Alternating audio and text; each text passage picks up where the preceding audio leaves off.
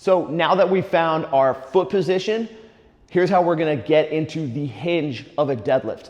Now the deadlift is a hip hinge, which is a waist bend here to engage the backside of our body versus a squat, which is a knee bend. So let me show you a squat there versus a hip hinge here.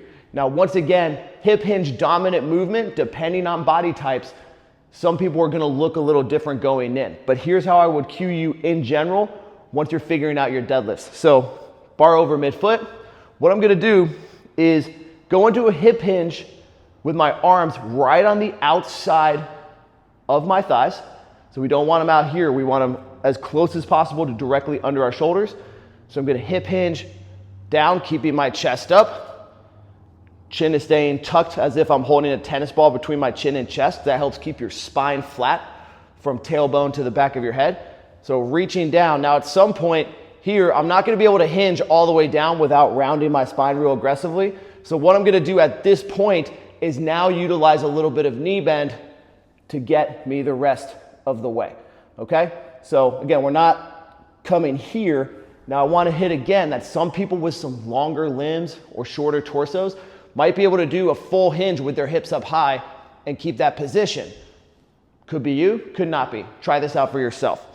Now what we also wanna break down here is your grip, okay? You can do a double overhand grip like this, but as it gets heavier, you're gonna wanna think about using a mixed grip, which is just flipping one hand over. This is a stronger grip because essentially you're rotating the bar in opposite directions, which is gonna lock the bar in and help you get a better grip. So this is a back and general strength building exercise. I would not recommend having your grip being the limiting factor.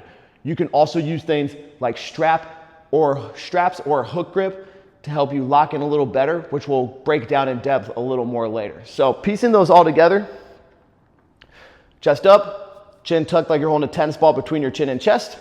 Hip hinge back, keeping your chest up, keeping that spinal alignment, and then just a little bit of knee bend to finish the movement here.